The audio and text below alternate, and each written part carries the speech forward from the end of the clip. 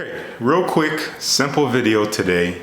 Today's July the 1st. I don't know exactly when you're gonna see this, but something I have done over the years is do a video every, few months, maybe a couple times a year, where I just highlight some fragrances on my radar or in my arsenal that I am absolutely loving. Obsessed with them, cannot stop smelling them, cannot stop wearing them. They're usually gonna be brand new to me. Sometimes I might rediscover something old. In this case, we have one old discovery, I would say, that I've kind of brought back into the rotation, and the others are brand new. So let's dive right into it. The first one we're gonna speak about, I literally just pulled out of the mailbox today. So it's kind of, I guess, at the 5th spot if I'm ranking these, which I guess I could. Maybe I'll rank it. This is the number 5 spot because I just smelled it for the first time like an hour ago. And this is one of those fragrances that I had to do a second take with. I thought I knew what I was getting into upon first sniff, and then I'm like, wait, I had to do a double take. I'll explain. This is from the house of Sillage. This is their newest release. It just came out this year, and they call it, what do they call this thing? And they call it Passion L'Amour? And they call it Passion de l'Amour. Passion of love. Kind of a generic name, but I love the presentation. I love the green. I love the gold. I love the design of their bottles. I have one of the fragrance of theirs that I haven't talked about a ton. I do find it pleasant, but it's nothing remarkable to me. This one, again, caught me by surprise. I have it on my hand. I'm gonna spray it again on my hand so I can get this opening. Also, cool little mechanism. Some might say it's a gimmick, but you don't really see that anywhere else. It's cool, great quality. It's all metal, so it feels very authentic. At first, it's pretty fresh and spicy and definitely a little bit green, like a green leaves feel, but there's a sweetness. There's this warm, ambery, leathery quality. It reminds me of some Middle Eastern fragrances that I've tried before. At the heart of the fragrance, I don't know exactly what it is. I haven't studied the notes. Again, this is brand new to me, so I couldn't tell you exactly where it's coming from, but it caught me by surprise. I'm liking it. I'm liking it more than I've liked others I've tried in the past. We'll see how it does in a full wearing. This is just a little bit of a preview to say I will be talking about this more, but maybe just kind of get it on your radar. Don't go out and blind buy it. Just get it on your radar or just wait out. I will talk about it again sometime soon, I'm sure of it.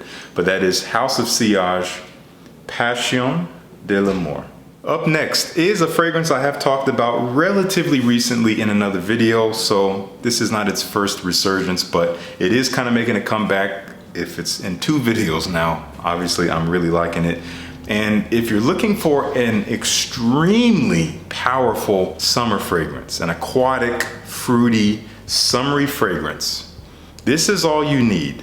I don't know why I didn't think of this fragrance when I did my top 10, I think, longest lasting fragrances that get me attention or something like that. This is one of them. I wasn't thinking about it when I made that video. This definitely should have been in that video. This stuff is too strong. It's too strong. This is called Akdeniz from Unique et Luxury, however you say the name. It's a Turkish brand, and I apologize, I don't know how to say the name of it, even though I've been trying to say it for years now. Akdeniz, I believe, means Mediterranean. This stuff, as I said, this is too strong.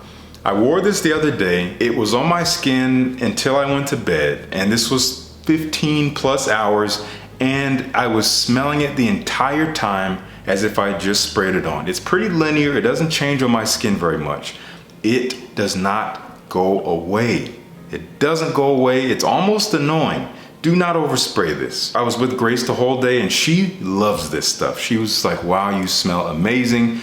And even just said, it smells amazing in here, because it was taking up the whole room. But by the nighttime, she's like, that stuff is still going so strong. I don't get it. It's weird. It's alchemy in some way. But if you're looking for a strong aquatic, this is one to check out. Do not blind buy it. Do not blind buy it. Get you a sample if you're interested. I'll have links to whatever I can find down below. That is Akdeniz. Up next, this one is also pretty brand new. I did give this one full wearing yesterday at the time I'm shooting this. Really enjoyed it. It was on my skin almost the whole day. We're talking like 9 plus hours. Still quite present by the end.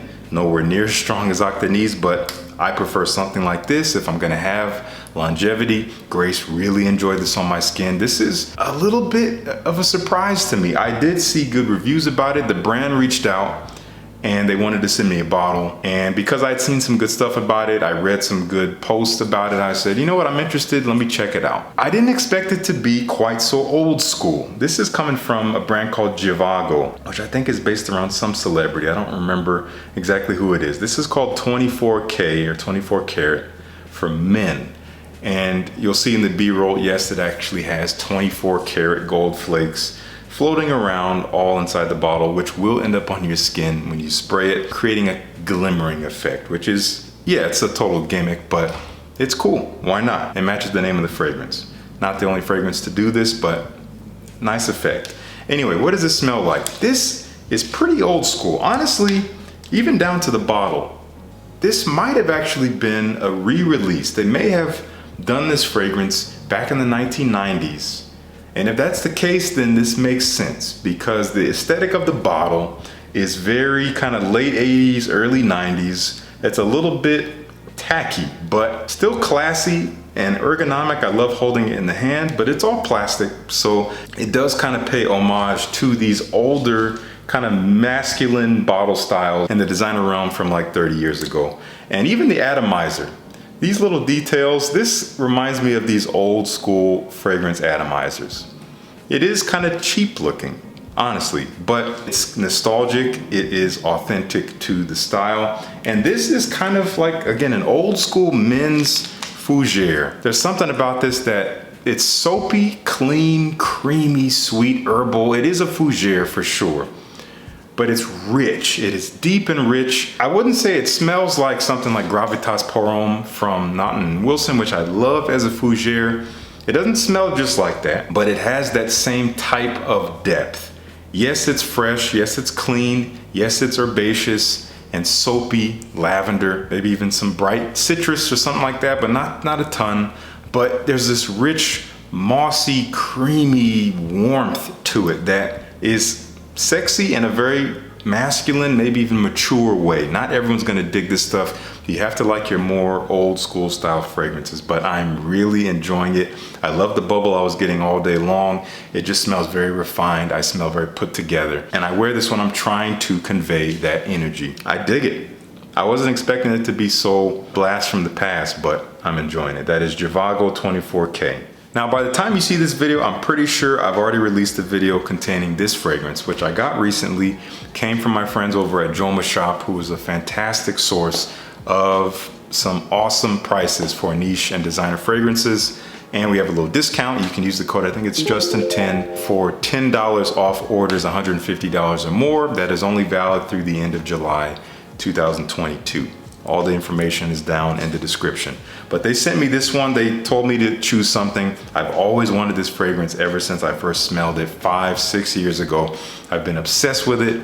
It is my favorite from the house of Kilian. This is straight to heaven.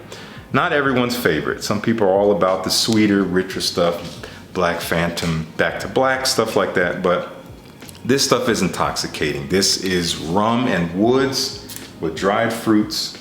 It is very dry and woody. It is also very earthy. Patchouli, it's a damp earthiness sopped in rum that's a little bit sweet with dried fruits and vanilla. But it's very earthy woody. You have to like that. It's very particular. It is very classy. It is even very sexy, even though it's so unusual.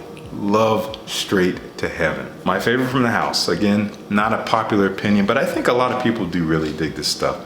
I still have yet to try the extreme version, but Sidonie Lancesser, who's the perfumer for this, out of the park. Incredible stuff, iconic, timeless, straight to heaven. All right, last fragrance. My disclaimer for this: do not blind buy this fragrance. I'm telling you, do not blind buy this fragrance.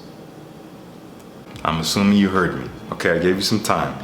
This was sent to me by the brand, Roja Parfums. Yes, they sent it to me, they gifted it to me, they sent me 2 others in this collection as well. Not a cheap collection. So again, don't get mad at me just for receiving the bottle. And I'm telling you, I dig this.